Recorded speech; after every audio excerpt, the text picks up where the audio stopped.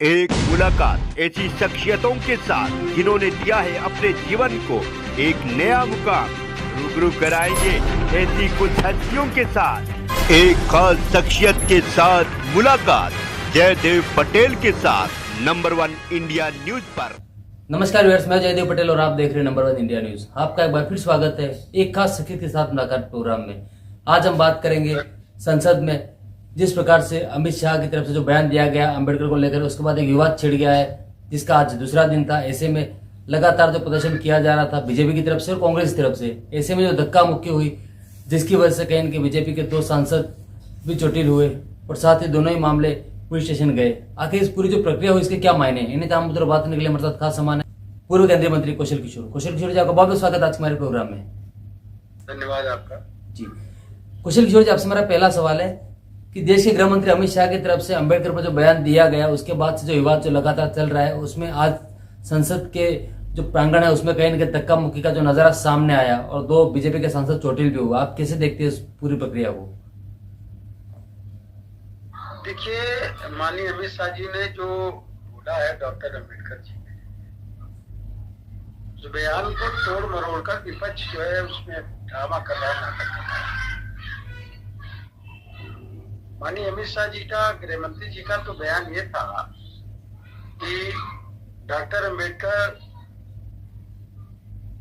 जो मकसद था उनका कि डॉक्टर अम्बेडकर का केवल नाम ले रहे हैं, अगर उनकी नीतियों और सिद्धांतों पर शोषण विहीन यानी भ्रष्टाचार के खिलाफ, जाति विहीन यानी जातियों के खिलाफ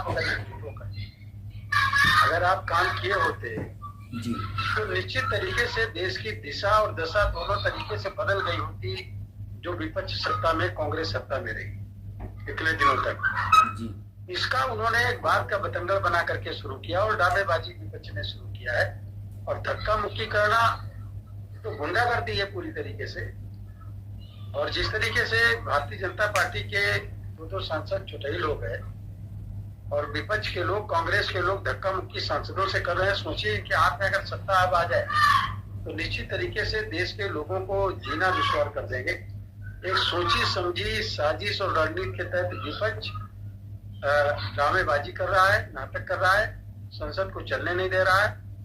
जबकि संसद सिर्फ इसलिए होती है कि उसमें विकास के लिए, डेवलपमेंट के लिए उसमें उस पर चर्चा हो और चर्चा के बाद उससे कानून बने, उसके बिल पास हो जो जनहित में हो, जिसके लिए बीजेपी और माननीय मोदी जी की सरकार इसके लिए काम करे, वो काम विपक्ष करने नहीं दे रहा है।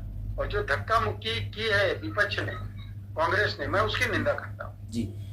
कौशल किशोर जी, सारा जो वाकया हो उसके बाद कहीं न कहीं कांग्रेस के राष्ट्रीय अध्यक्ष मल्लिकार्जुन खड़गे की तरफ से एक प्रेस कॉन्फ्रेंस की गई और ये कहा गया कि बीजेपी सिर्फ और सिर्फ नेहरू और बाबा साहब अम्बेडकर के खिलाफ झूठ फैलाने का काम करती है।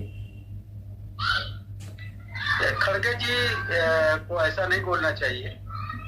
नेहरू जी के तो बारे में सभी लोग जानते हैं कि नेहरू जी नशा करते थे, सिगरेट पीते थे, शराब पीते थे और जब संविधान सभा की बैठक में इस तरह से वो पास नहीं हो पाया, आज पूरे देश के अंदर जो नशा मुक्ति का आंदोलन माननीय मोदी जी के नेतृत्व में, माननीय अमित शाह जी के नेतृत्व में विकसित भारत, आत्मनिर्भर भारत और नशा मुक्त भारत का जो संकल्प लिया गया है, तो वो मैं समझ रहा हूँ कि अगर वो उस समय जो है इन लोगों ने पास कर दिया होता और कानून बन गया होता तो आज ये स्थिति नहीं होती पूरे देश के अंदर। लेकिन डॉक्टर अम्बेडकर जी के 5वां स्थान, जहाँ वो पैदा हुए, जहाँ वो पढ़ाई लिखाई किए, जहाँ वो रहे, जहाँ दीक्षा ली, जहाँ अंतिम सांस ली, सब जगह पर मोदी जी की सरकार ने उन स्थानों को एक तीर्थ स्थल बना दिया, पंच तीर्थ बनाने का काम किया।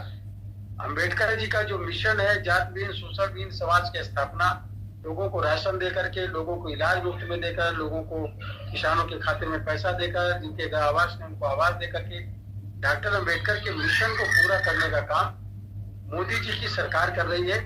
विपक्ष केवल ड्रामेबाजी कर रहा है और जनता इस ड्रामे को देख रही है। जनता इनके भरम में फंसने वाली नहीं जी।